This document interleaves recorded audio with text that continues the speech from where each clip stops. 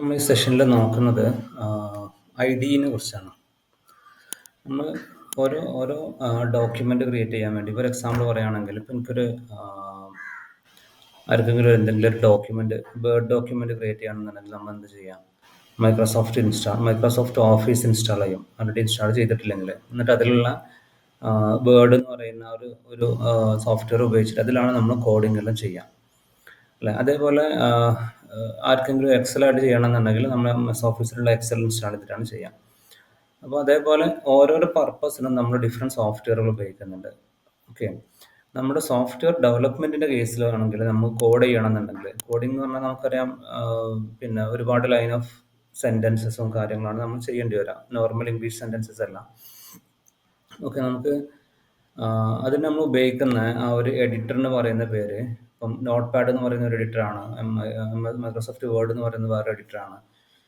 പ്രോഗ്രാമിങ്ങിൻ്റെ കേസിൽ നമ്മൾ ഉപയോഗിക്കുന്ന എഡിറ്ററിന് പറയുന്ന പേര് IDE എന്നുള്ളതാണ്, ഇൻ്റഗ്രേറ്റഡ് ഡെവലപ്മെൻറ്റ് എൻവയോൺമെൻറ്റ് എന്നുള്ളതിൻ്റെ ഷോർട്ട് ഫോമാണ് IDE എന്ന് പറയുന്നത്. ഓക്കെ, അപ്പോൾ മാർക്കറ്റിൽ IDE ആയിട്ട് ഉപയോഗിക്കുന്ന ഒരുപാട് സോഫ്റ്റ്വെയർസ് ഉണ്ട്. അപ്പോൾ അതിൽ പെയ്ഡ് ആയിട്ടുള്ള സോഫ്റ്റ്വെയർ ഉണ്ട്, ഫ്രീ ആയിട്ട് വരുന്ന സോഫ്റ്റ്വെയർസ് എല്ലാം ഉണ്ട്.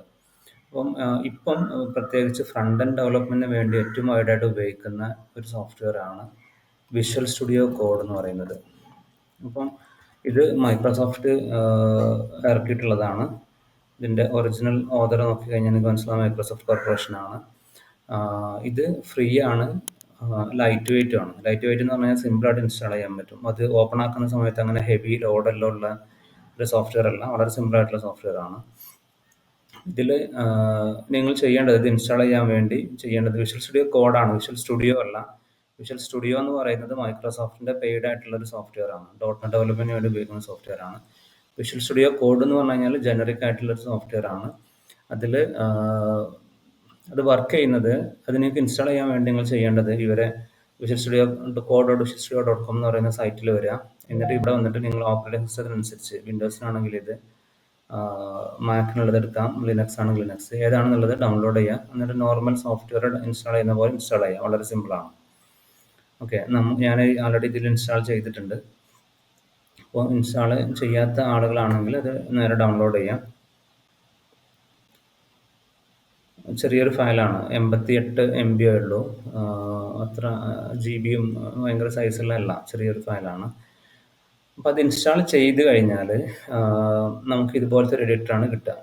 ഓക്കെ, ഇതിൽ ഈ ഒരു സൈഡിൽ കാണുന്ന ഈ 4 സ്ക്വയർ വെച്ചിട്ടുള്ള ഒരു സംഭവത്തിൽ കാണുന്ന ഇത് നമ്മൾ വിളിക്കൽ എക്സ്റ്റൻഷൻ എന്നുള്ളതാണ്.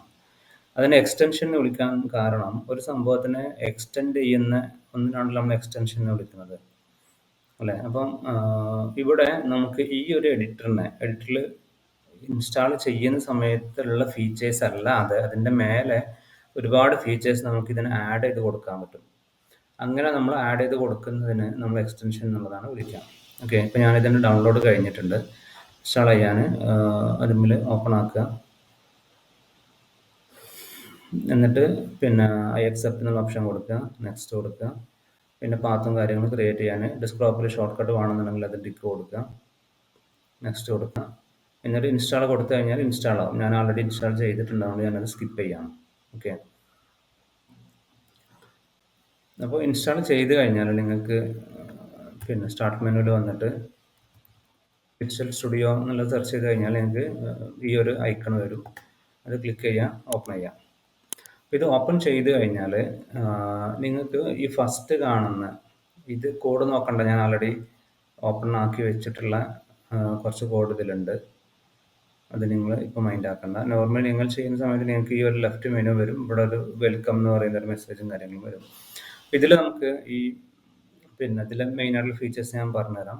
അപ്പോൾ ഇതിൽ ആദ്യം നിങ്ങൾ നോക്കേണ്ടത് ഈ എക്സ്റ്റൻഷൻ എന്ന് പറയുന്നത്, ഞാൻ പറഞ്ഞു ഇത് വരുന്നത് എങ്ങനെയാണെന്ന് വെച്ച് കഴിഞ്ഞാൽ വളരെ ലൈറ്റ് വെയിറ്റ് ആയിട്ടുള്ള ഒരു ചെറിയൊരു സോഫ്റ്റ്വെയർ ആയിട്ടാണ് അവർ ആദ്യം ഷിപ്പ് ചെയ്യുന്നത്.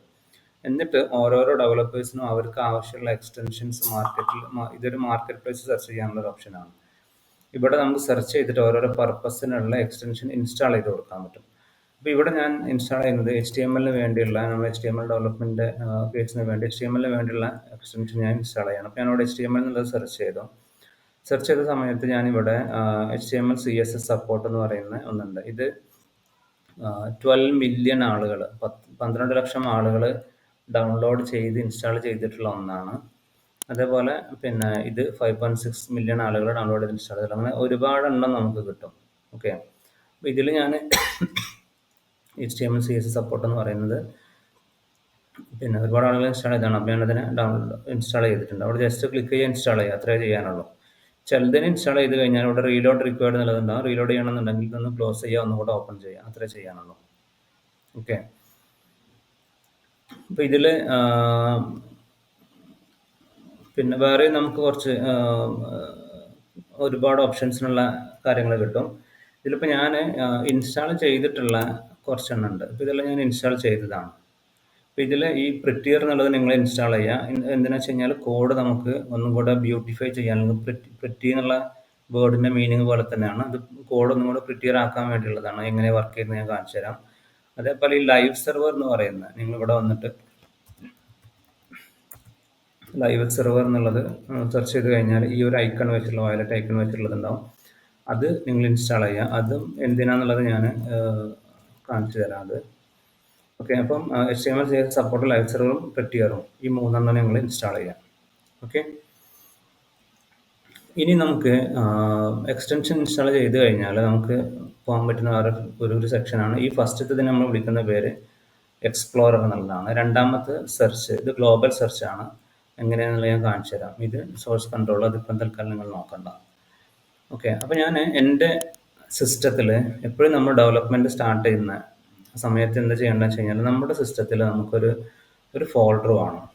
ഇങ്ങനെ വർക്ക് സ്പേസ് എന്ന് പറഞ്ഞിട്ടുള്ള ഒരു ഫോൾഡർ നമ്മൾ ക്രിയേറ്റ് ചെയ്യണം. അതെന്ന് വെച്ച് കഴിഞ്ഞാൽ നമ്മുടെ ഡെവലപ്മെൻറ്റ് റിലേറ്റഡ് ആയിട്ടുള്ള എല്ലാ കാര്യങ്ങളും നമ്മൾ കീപ്പ് ചെയ്യേണ്ടത് നമ്മുടെ വർക്ക് സ്പേസ് ഫോൾഡറിലാണ്. അല്ലാണ്ട് കുറേ എണ്ണം ഡെസ്ക്ടോപ്പിൽ, കുറേ എണ്ണം ഡൗൺലോഡ്സിൽ, കുറേ എണ്ണം C ഡ്രൈവിൽ, D ഡ്രൈവിൽ, അങ്ങനെയല്ല. നമ്മളതൊരു സ്ട്രക്ചേർഡ് ആയിട്ട് തന്നെ നമ്മൾ കൊണ്ടുപോകണം എപ്പോഴും. പിന്നെ നിങ്ങൾ ഏതൊരു എക്സ്പീരിയൻസ് ഡെവലപ്പർ മെഷീനിൽ നോക്കിക്കഴിഞ്ഞാൽ വർക്ക് സ്പേസ് ഫോൾഡർ ഉണ്ടാവും. അതിനുള്ളിലായിരിക്കും അവരെ കോഡെല്ലാം ഉണ്ടാവുക. അതേ പ്രാക്ടീസിനെ നിങ്ങൾ പഠിക്കുന്ന സമയം തന്നെ, പ്രാക്ടീസ് ചെയ്യുന്ന സമയം തന്നെ അങ്ങനെ തന്നെ നിങ്ങൾ ഫോളോ ചെയ്യുക. പിന്നെ എന്നിട്ട് ഇവിടെ ഞാൻ എന്നിട്ട് എനിക്ക് HTML പ്രാക്ടീസ് എന്നുള്ളതിന് ഞാൻ എന്ത് ചെയ്തു, HTML എന്നുള്ള രീതിയിൽ അല്ലെങ്കിൽ HTML പ്രാക്ടീസസ് എന്നുള്ള ഒരു ഫോൾഡർ ക്രിയേറ്റ് ചെയ്തു. ഓക്കെ, എന്നിട്ട് ഇവിടെ വന്നിട്ട് ഞാൻ പിന്നെ ഇനീഷ്യൽ HTML-ൻ്റെ ഇനീഷ്യൽ പാർട്ടാണ്. അപ്പോൾ ഞാൻ HTML 01 എന്നുള്ള രീതിയിൽ ഒരു ഫോൾഡർ ക്രിയേറ്റ് ചെയ്തു. നിങ്ങൾക്ക് കുറച്ചും കൂടെ മീനിങ് ഫ്രൈ നെയിം ആണെങ്കിൽ കൊടുക്കാൻ പറ്റും. ഇപ്പോൾ നിങ്ങൾ ഫോർ എക്സാമ്പിൾ നിങ്ങൾ എന്തെങ്കിലും പെർട്ടിക്കുലർ ടോപ്പിക്ക് പ്രാക്ടീസ് ചെയ്യാനാണെങ്കിൽ അതിന് വേണ്ടി നിങ്ങൾക്ക് ആ ഒരു ഫോൾഡർ ക്രിയേറ്റ് ചെയ്യാൻ പറ്റും. ഓക്കെ, അപ്പോൾ ഇവിടെ ഞാൻ D ഡ്രൈവിൽ, ഏത് ഡ്രൈവിലാണെങ്കിലും ഓക്കെയാണ്. നമ്മൾ D ഡ്രൈവിൽ വർക്ക് സ്പേസിൽ HTML പ്രാക്ടീസിനുള്ള HTML 01 എന്ന് പറയുന്ന ഫോൾഡർ ക്രിയേറ്റ് ചെയ്തു. അപ്പോൾ നമ്മൾ VS കോഡിൽ വന്നു കഴിഞ്ഞാൽ നമ്മൾ ചെയ്യേണ്ടത്, നമ്മൾ ഫോൾഡർ ക്രിയേറ്റ് ചെയ്തല്ലോ, ഇനി നമ്മൾ വന്നിട്ട് ചെയ്യേണ്ടത് ആ ഓപ്പൺ ഫോൾഡർ എന്ന് പറയുന്നത് ഫയൽ മെനു, ഞാൻ ഒന്നുകൂടെ കാണിച്ചു തരാം. ഫയൽ മെനുവിൽ പോയിട്ട് ഓപ്പൺ ഫോൾഡർ എന്ന ഓപ്ഷൻ എടുക്കുക. അതെടുത്തിട്ട് D ഡ്രൈവിൽ പോയി, വർക്ക് സ്പേസിൽ പോയി, HTML പ്രാക്ടീസിൽ പോയി, HTML 01 എന്ന് പറയുന്ന ഫോൾഡർ ഞാൻ സെലക്ട് ചെയ്തു. ഞാനിപ്പോൾ അതിൻ്റെ ഉള്ളിലാണ് നിൽക്കുന്നത്. ഇനി ഞാനിവിടെ വന്നിട്ട് സെലക്ട് ഫോൾഡർ എന്ന് പറഞ്ഞ് കൊടുത്തു കഴിഞ്ഞാൽ ശരിക്കും ഇവിടെ നടക്കുന്നത്, ഞാനിവിടെ പിന്നെ ശരിക്കും ആ ഒരു ഫോൾഡർ ഇവിടെ ഓപ്പൺ ആവും. അതാണ് ഇവിടെ നമ്മൾ കാണുന്നത്. HTML 01 എന്ന് പറയുന്നത് എക്സ്പ്ലോററിൽ അത് ഓപ്പൺ ആയിട്ടുണ്ട്. അതിനുള്ളിൽ ഫയലൊന്നും ഇല്ലാത്തതുകൊണ്ട് എംപ്റ്റി ആയിട്ട് കാണിക്കുന്നത്. ഇവിടെ നമ്മളോട് ചോദിക്കുന്നത് ഇതിലുള്ള ഈ ഒരു ഫോൾഡറിലുള്ള ഫയൽസ് നിങ്ങൾ ട്രസ്റ്റ് ചെയ്യുന്നുണ്ടോ എന്നുള്ളതാണ്. നമ്മൾ ട്രസ്റ്റ് ചെയ്യുന്നുണ്ട്. അതുകൊണ്ട് ഞാൻ യെസ് ട്രസ്റ്റ് ഓതേഴ്സ് എന്ന രീതിയിൽ ഞാൻ കൊടുത്തു. പക്ഷേ മലീഷ്യസ് സ്ക്രിപ്റ്റും കാര്യങ്ങളും ഇല്ല എന്ന് നമുക്ക് ഉറപ്പുണ്ടോ എന്നുള്ളതാണ് നമ്മളോട് ചോദിക്കുന്നത്. വൈറസോ അല്ലെങ്കിൽ മാൽവെയർ പോലത്തെ ഒന്നും ഇല്ല എന്നുള്ളത് നമുക്ക് ഉറപ്പാണോ എന്നുള്ളതാണ് ചോദിക്കുന്നത്. ഓക്കെ, അപ്പോൾ ഇങ്ങനെ ഞാൻ ഒരു ഫോൾഡർ ക്രിയേറ്റ് ചെയ്തു. നേരത്തെ ക്രിയേറ്റ് ചെയ്തതാണെങ്കിൽ ഇവിടെ അത് നേരെ ഓപ്പൺ ചെയ്യാം. ഓക്കെ, ഇനി ഈ ഒരു പെർട്ടിക്കുലർ ഫോൾഡർ ഇപ്പോൾ എംപ്റ്റി ആണ്. ഇവിടെ വന്നിട്ട് എനിക്ക് പുതിയ ഫയൽ ക്രിയേറ്റ് ചെയ്യാൻ പറ്റും. ഇവിടെ ഫയൽ ക്രിയേറ്റ് ചെയ്യാൻ ഇവിടെ വന്നിട്ട് എനിക്ക് എന്ത് ചെയ്യാം, ഇതേപോലെ ഇങ്ങനെ ന്യൂ ഫയൽ എന്നുള്ള രീതിയിൽ എനിക്ക് കൊടുക്കാൻ പറ്റും. ഇവിടെ ഞാൻ വന്നിട്ട് ഒരു index.html എന്ന് പറയുന്ന ഒരു ഫയൽ ഞാൻ ക്രിയേറ്റ് ചെയ്യണം. ഓക്കെ, ഇങ്ങനൊരു ഫയൽ ഞാൻ ക്രിയേറ്റ് ചെയ്ത് കഴിഞ്ഞാൽ ശരിക്കും നടക്കുന്നത്, ഇതിനോട് സേവും ചെയ്ത് കഴിഞ്ഞാൽ ശരിക്കും നടക്കുന്നത് ഈ ഒരു ഫോൾഡറിൻ്റെ ഉള്ളിൽ index.html എന്ന് പറയുന്ന ഒരു ഫയൽ ക്രിയേറ്റ് ആയിട്ടുണ്ടാവും. ഓക്കെ, അപ്പോൾ നമ്മൾ ഈ ഒരു ഫോൾഡറിനെ, വർക്ക് സ്പേസിലുള്ള HTML പ്രാക്ടീസ് HTML 01 എന്ന് പറയുന്ന ഫോൾഡറിനെ ആണ് നമ്മൾ ഇവിടെ ഓപ്പൺ ആക്കുക. ഇവിടെ നമ്മൾ എന്ത് ചേഞ്ച് വരുത്തി കഴിഞ്ഞാലും ആക്ച്വലി സേവ് ആകുന്നത് ഈ പെർട്ടിക്കുലർ ഫോൾഡറിൽ വന്നിട്ടാണ് ഇത് സേവ് ആകുന്നത്. അപ്പോൾ ഞാനിവിടെ വന്നിട്ട് ഒരു സിമ്പിളായിട്ടുള്ള ഒരു ജസ്റ്റ് ഡമ്മി ടെക്സ്റ്റ് ഞാൻ ക്രിയേറ്റ് ചെയ്യാണ്. HTML ആണ് ഞാൻ ഫയലിൻ്റെ എക്സ്റ്റൻഷൻ കൊടുത്തിട്ടുള്ളതെന്നുണ്ടെങ്കിൽ ഞാൻ ഇതിൽ കൊടുത്തിട്ടുള്ള കണ്ടന്റ് HTML അല്ല. അത് നിങ്ങൾ നോക്കണ്ട. ജസ്റ്റ് ഒരു ഫയൽ എങ്ങനെ സേവ് ചെയ്യുന്നുള്ളത് ജസ്റ്റ് കാണിച്ചു തരാനാണ്. ഇവിടെ എന്നിട്ട് നമ്മളിവിടെ ഞാനിവിടെ ടൈപ്പ് ചെയ്തുകൊണ്ടിരിക്കുന്ന സമയത്ത് ഇവിടെ ഒരു വൈറ്റ് കളർ റൗണ്ട് കാണുന്നുണ്ട്. എന്ന് വെച്ചാൽ ഇതിൽ സേവ്ഡ് അല്ലാത്ത ചേഞ്ചസ് ഉണ്ട് എന്നുള്ളതാണ് അതിൻ്റെ മീനിങ്. അപ്പോൾ നിങ്ങൾ എപ്പോഴും ടെസ്റ്റ് ചെയ്യുന്നതിന് മുമ്പ്, നിങ്ങൾ എന്തെങ്കിലും കോഡ് ചെയ്ത് ടെസ്റ്റ് ചെയ്യുന്നതിന് മുമ്പ് നിങ്ങൾ ഇത് സേവ് ചെയ്തിട്ടുണ്ടെന്നുള്ളത് ഉറപ്പ് വരുത്തണം. കാരണം സേവ് ചെയ്താൽ മാത്രമേ അത് ഈ ഹാർഡ് ഡിസ്കിൽ, ഇവിടെ വന്നിട്ടുള്ള ഹാർഡ് ഡിസ്കിൽ സേവ് ആകുന്നുള്ളൂ. സേവ് ആയാൽ മാത്രമേ നമ്മൾ അതിനെ ടെസ്റ്റ് ചെയ്യുന്ന സമയത്ത് പ്രോപ്പറായിട്ട് നമുക്ക് അതിൻ്റെ റിസൾട്ട് കാണാൻ പറ്റുള്ളൂ. അപ്പോൾ നമ്മൾ സേവ് ചെയ്യുന്നത് നിങ്ങൾ പ്രോപ്പറായിട്ട് മേക്ക് ഷുവർ ചെയ്യാം. ഓക്കെ, അപ്പോൾ ഇവിടെ വന്നിട്ട് നമുക്ക് പുതിയ ഫയൽ ക്രിയേറ്റ് ചെയ്യാൻ പറ്റും. അതേപോലെ പുതിയ ഫോൾഡർ വേണമെങ്കിൽ നമുക്ക് ക്രിയേറ്റ് ചെയ്യാൻ പറ്റും. എനിക്ക് ഇവിടെ വന്നിട്ട് വേണമെന്നുണ്ടെങ്കിൽ ഇമേജസ് എന്നുള്ള രീതിയിൽ ഒരു ഫോൾഡർ വേണമെങ്കിൽ ക്രിയേറ്റ് ചെയ്യാൻ പറ്റും. ഓക്കെ, അതിനുള്ള ഓപ്ഷൻ അവൈലബിൾ ആണ്. ഇനി വേണമെങ്കിൽ എനിക്ക് ഇവിടെ ഈ ഇമേജസ് ഫോൾഡറിൽ, അപ്പോൾ ഞാനിവിടെ ഫോൾഡർ ക്രിയേറ്റ് ചെയ്തപ്പോൾ അത് ആക്ച്വലി ക്രിയേറ്റ് ആയിട്ട് ഇവിടെയാണ്.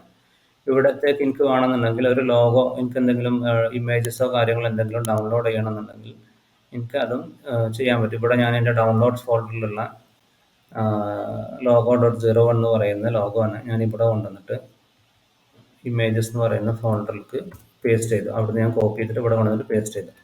അങ്ങനെ പേസ്റ്റ് ചെയ്ത് കഴിഞ്ഞാൽ എനിക്ക് ഇവിടെ കാണാനും പറ്റും. എന്ന് വെച്ച് കഴിഞ്ഞാൽ ബേസിക്കലി അവിടെ ഉള്ളതിൻ്റെ ഈ ഫോൾഡറിലുള്ളതിനാണ് നമ്മൾ ഇവിടെ ഡയറക്റ്റ്ലി ഓപ്പൺ ചെയ്തിട്ടുള്ളത്. ഇവിടെ ആഡ് ചെയ്താൽ അവിടെ ആടാം, അവിടെ കൊണ്ടുവന്നിട്ട് പേസ്റ്റ് ചെയ്ത് കഴിഞ്ഞാൽ ഇവിടെ നമുക്കത് കാണാൻ പറ്റും.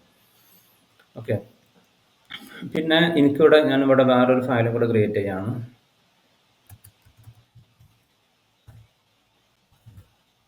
about.txt.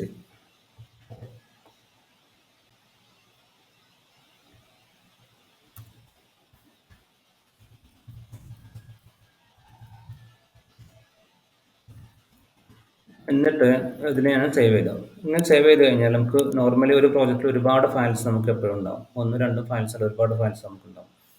അപ്പം ഇങ്ങനെ ഒരുപാട് ഫയൽസ് നമുക്കുണ്ടെങ്കിൽ ഈ ഫയൽസിൻ്റെ ഉള്ളിൽ നിന്ന് നമുക്ക് സെർച്ച് ചെയ്തെടുക്കണം എന്നുണ്ടെങ്കിൽ, ഈ ഒരു പെർട്ടിക്കുലർ ഫയലിൻ്റെ ഉള്ളിൽ നിന്നാണ് എനിക്ക് സെർച്ച് ചെയ്തെടുക്കേണ്ടതെന്നുണ്ടെങ്കിൽ എനിക്ക് എന്ത് ചെയ്യാൻ പറ്റും? ഈ ഒരു സിംഗിൾ ഫയലിൻ്റെ ഉള്ളിൽ നിന്നുള്ളതാണെന്നുണ്ടെങ്കിൽ എനിക്ക് ഇവിടെ ഉണ്ട് Ctrl+F, ഫൈൻഡ് എന്നുള്ളതിൻ്റെ ഷോർട്ട് ഫോമാണ്. കൺട്രോൾ പ്രസ് ചെയ്തിട്ട് F പ്രസ് ചെയ്യുക. Ctrl+F എന്നുള്ളത് ക്ലിക്ക് ചെയ്ത് കഴിഞ്ഞാൽ അത് പിന്നെ നിങ്ങൾ എഡിറ്റിൽ വന്നിട്ട് ഫൈൻഡ് എന്ന് പറയുന്നത് അത് തന്നെയാണ് ഈ Ctrl+F, രണ്ടും സെയിം തന്നെയാണ്. ഇവിടെ നിങ്ങൾ എഡിറ്റിൽ ഫൈൻഡ് എന്നുള്ളതിൻ്റെ നേരെ നിങ്ങൾക്ക് നോക്കി കഴിഞ്ഞാൽ അവിടെ Ctrl+F എന്നുള്ള ഷോർട്ട് കട്ട് കാണാൻ പറ്റും. അതേപോലെ തന്നെയാണ് Ctrl+H എന്നുള്ളത് കൊടുത്തു കഴിഞ്ഞാൽ സെർച്ച് ആൻഡ് റീപ്ലേസ് എന്നുള്ള ഓപ്ഷൻ കിട്ടും. ഓക്കെ, അപ്പോൾ ഇതിലുള്ള ഈ Ctrl+F കൊടുത്തിട്ട് ഞാൻ സെർച്ച് ചെയ്യുകയാണെന്നുണ്ടെങ്കിൽ അവിടെ വന്നിട്ട് സാമ്പിൾ എന്നുള്ളത് കൊടുത്തു കഴിഞ്ഞാൽ നിങ്ങൾക്ക് കാണാൻ പറ്റും. ഇതിലുള്ള സെർച്ച് ചെയ്തിട്ട് ഇതിൽ എവിടെയാണുള്ളത് അവിടെ ഹൈലൈറ്റ് ചെയ്തിട്ട് കാണിച്ചു തരും. Ctrl+F അല്ലെങ്കിൽ ഫൈൻഡ് എന്നുള്ളത് എപ്പോഴും ഒരു സിംഗിൾ ഫയലിൻ്റെ ഉള്ളിലുള്ള കണ്ടന്റ് സെർച്ച് ചെയ്തെടുക്കാനാണ്. ഇനി എനിക്ക് ഈ ഡിഫറെൻറ്റ് പ്രോജക്റ്റിലുള്ള കണ്ടന്റ്സിന് എനിക്ക് സെർച്ച് ചെയ്തിട്ട് എടുക്കണം. ഏത് ഫയൽസിലാണെന്നുള്ളത് എനിക്ക് അറിയില്ല എന്നുണ്ടെങ്കിൽ ഞാൻ ചെയ്യേണ്ടത് ഈ ലെഫ്റ്റ് സൈഡിലുള്ള സെർച്ച് എടുക്കാനാണ് വേണ്ടത്. ഇത് കിട്ടണമെന്നുണ്ടെങ്കിൽ ഇവിടെ ഫൈൻഡ് ഇൻ ഫയൽസ് എന്ന് പറയുന്ന ഒരു ഓപ്ഷൻ ഉണ്ട്. അത് രണ്ടും ഒന്ന് തന്നെയാണ്. ഫൈൻഡ് ഇൻ ഫയൽസും ഫൈൻഡും. ഫൈൻഡ് എന്ന് പറയുന്ന സിംഗിൾ ഫയലിൻ്റെ ഉള്ളിൽ സെർച്ച് ചെയ്യാനും ഫൈൻഡ് ഇൻ ഫയൽസ് എന്ന് പറയുന്നത് ഗ്ലോബലി മൊത്തം പ്രോജക്റ്റിൽ സെർച്ച് ചെയ്യാനും. ഞാനിവിടെ വന്നിട്ട് ഡമ്മി എന്നുള്ളത് ഞാനിവിടെ കൊടുത്തു. എന്നിട്ട് ഞാനിവിടെ സെർച്ച് ചെയ്തു. സെർച്ച് ചെയ്യുന്ന സമയത്ത് ഇവിടെ കാണിച്ചത് ഏത് ഫയലിൻ്റെ ഉള്ളിലാണ് ആ കണ്ടന്റ് വന്നിട്ടുള്ളത് എന്നുള്ളത്. ഞാനിവിടെ ഇനി സാമ്പിൾ എന്നുള്ളത് സെർച്ച് ചെയ്യുകയാണെന്നുണ്ടെങ്കിൽ അത് എവിടെ വന്നിട്ടുള്ളത് നമുക്ക് ഇവിടെ ഫയലിൻ്റെ നെയിമും അത് എത്ര പ്രാവശ്യം വന്നിട്ടുണ്ടെന്നുള്ളതെല്ലാം നമുക്ക് കാണിച്ചു തരും. ഇവിടെ ഫയൽ നെയിമും ഒറ്റ പ്രാവശ്യം വന്നിട്ടുള്ളൂ, ഇപ്പോൾ 1 ആണ് കാണിക്കുന്നത്. ഓക്കെ, അതേപോലെ തന്നെ ഇവിടെ വന്നിട്ട് എനിക്ക് ഇനി സാമ്പിൾ എന്നുള്ളത് മാറ്റിയിട്ട് ഞാനിവിടെ സെർച്ചും അതിൻ്റെ കൂടെ സെർച്ച് ചെയ്തിട്ട് റീപ്ലേസും ചെയ്യാൻ പറ്റും. അതിനിവിടെ എനിക്ക് ഡമ്മി എന്ന് പറയുന്ന അത് കണ്ടന്റ് കൊടുത്തിട്ട് എനിക്ക് ഇവിടെ ഈ റീപ്ലേസ് എന്ന് പറയുന്നത് ക്ലിക്ക് ചെയ്ത് കഴിഞ്ഞാൽ ഈ പിന്നെ സാമ്പിൾ മാറ്റി ഡമ്മി ആക്കിയിട്ട് മാറ്റി. ഇനി ഞാൻ ആ ഫയലിൽ പോയി നോക്കുന്ന സമയത്ത് ഇവിടെ സാമ്പിൾ ഉള്ളത് ഡമ്മി ആയിട്ട് മാറിയിട്ടുണ്ടാവും. ഓക്കെ, അങ്ങനെ എനിക്ക് ചെയ്യാൻ പറ്റും. ഇനിയിപ്പോൾ ഞാനിവിടെ പിന്നെ ഈ എനിക്കിവിടെ ഡമ്മി എന്നുള്ളത് ഒന്ന് D ക്യാപിറ്റൽ ആയിട്ടുള്ളതും മറ്റൊന്ന് D സ്മോൾ ലെറ്റർ ആയിട്ടുള്ളതും. അപ്പോൾ ഇത് എനിക്ക് സെർച്ച് ചെയ്യേണ്ടത് ക്യാപിറ്റൽ D ഉള്ളത് മാത്രം സെർച്ച് ചെയ്യാം. നോർമലി ഇങ്ങനെ ഡമ്മി എന്നുള്ളത് കൊടുത്തു കഴിഞ്ഞാൽ രണ്ടും ലിസ്റ്റ് ചെയ്ത് വരും. എബൌട്ടിൻ്റെ ഉള്ളിൽ ഡമ്മി ഉണ്ട്, അതേപോലെ ഇൻഡെക്സിനുള്ളിൽ 2 പ്രാവശ്യം ഡമ്മി വന്നിട്ടുണ്ട്. അപ്പോൾ എനിക്ക് ഈ സ്മോൾ ലെറ്റർ ഉള്ളത് മാത്രം മതി എന്നുണ്ടെങ്കിൽ എനിക്കിവിടെ ഈ A എന്ന് കാണിക്കുന്ന മാച്ച് കേസ് എന്ന് പറയുന്ന ഒരു ഓപ്ഷൻ ഉണ്ട്. അത് എനേബിൾ ചെയ്ത് ബൈ ഡീഫോൾട്ട് അത് ഡിസേബിൾഡ് ആണ്. എനേബിൾ ചെയ്ത് കൊടുത്തു കഴിഞ്ഞാൽ ഇവിടെ കൊടുത്തതിൻ്റെ അതേ കേസും നോക്കും. അപ്പർ കേസും ലോവർ കേസും എല്ലാം കമ്പയർ ചെയ്തിട്ട് എക്സാക്ട്ലി ഇതിനെ മാച്ച് ചെയ്യുന്നതാണെങ്കിൽ മാത്രമേ ഇവിടെ ലിസ്റ്റ് ചെയ്യുള്ളൂ. ഓക്കെ, നിങ്ങൾക്ക് ഓഫ് ചെയ്യണമെന്നുണ്ടെങ്കിൽ ഓഫ് ചെയ്യാൻ പറ്റും, ഓണും ഓഫും ചെയ്യാൻ പറ്റും. ഓക്കെ. അപ്പോൾ ഇവിടെ എനിക്ക് ക്യാപിറ്റൽ ഡി വെച്ചിട്ടുള്ള ഡമ്മി ഉള്ളതിൻ്റെ കണ്ടന്റ് മാത്രം മതി എന്നുണ്ടെങ്കിൽ എനിക്ക് അത് അങ്ങനെ കൊടുക്കുക. എന്നിട്ട് ഞാൻ ഇവിടെ എനേബിൾ ചെയ്ത് കൊടുത്തു കഴിഞ്ഞാൽ അത് മാത്രം ഇപ്പോൾ ലിസ്റ്റ് ചെയ്തിട്ട് വരും. ഓക്കെ. അപ്പോൾ നിങ്ങൾക്ക് എക്സ്പ്ലോറർ എന്താണെന്നുള്ളത് മനസ്സിലായി. ഒരു ഫോൾഡറിൻ്റെ ഉള്ളിലുള്ള ഫയൽസിനെ മൊത്തത്തിൽ കാണാനുള്ളതാണ്. ഇതിൽ നമുക്ക് ഓപ്പൺ ഫോൾഡർ കൊടുത്തു കഴിഞ്ഞാൽ ഫോൾഡറിന് ഓപ്പൺ ചെയ്യാൻ പറ്റും. ഓപ്പൺ ഫയൽ കൊടുത്തു കഴിഞ്ഞാൽ സിംഗിൾ ഫയലിനെ മാത്രം ഓപ്പൺ ചെയ്യാൻ പറ്റും. നോർമലി നമ്മൾ എപ്പോഴും ഉപയോഗിക്കുക ഓപ്പൺ ഫോൾഡറാണ്. അതിൻ്റെ ഉള്ളിലുള്ള ഫയൽസിനെയും ഫോൾഡേഴ്സിനെയും ഇവിടെ ലിസ്റ്റ് ചെയ്ത് വരും. ഇവിടെ ക്രിയേറ്റ് ചെയ്ത് കഴിഞ്ഞാൽ ഈ ഫോൾഡറിൽ ക്രിയേറ്റ് ചെയ്യാം. ഫോൾഡറിൽ ക്രിയേറ്റ് ചെയ്ത് കഴിഞ്ഞാൽ തിരിച്ച് ഇവിടെയും റിഫ്ലക്റ്റ് ആവും. പിന്നെ ഫൈൻഡ് അല്ലെങ്കിൽ കൺട്രോൾ F ഉപയോഗിച്ച് കഴിഞ്ഞാൽ ഇതിൻ്റെ ഒരു സിംഗിൾ ഫയലിൻ്റെ ഉള്ളിലുള്ളത് മാത്രം സെർച്ച് ചെയ്യാൻ, ഗ്ലോബൽ സെർച്ച് അല്ലെങ്കിൽ ഫൈൻഡ് ഇൻ ഫയൽസ് എടുത്തു കഴിഞ്ഞാൽ ലെഫ്റ്റ് സൈഡിൽ എടുത്തു കഴിഞ്ഞാൽ മൊത്തത്തിലുള്ള ഫോൾഡറിൻ്റെ ഉള്ളിൽ മുഴുവൻ സെർച്ച് ചെയ്യും. ഓക്കെ. പിന്നെ നിങ്ങൾക്ക് ഇൻസ്റ്റാൾ ചെയ്യണമെന്നുണ്ടെങ്കിൽ ഈ എക്സ്റ്റൻഷൻസ് ഇൻസ്റ്റാൾ ചെയ്യാൻ വേണ്ടി നിങ്ങൾക്ക് ഇവിടെ വന്നിട്ട് ഇൻസ്റ്റാൾ ചെയ്യാൻ പറ്റും. ഞാനിവിടെ ഒരു സാമ്പിൾ ഫയൽ ഞാൻ ക്രിയേറ്റ് ചെയ്യാണ്. പിന്നെ ഇതിൻ്റെ പ്രിറ്റിയർ എങ്ങനെ വർക്ക് ചെയ്യുന്നുള്ളത് കാണിച്ചു തരാനാണ്. ഇപ്പം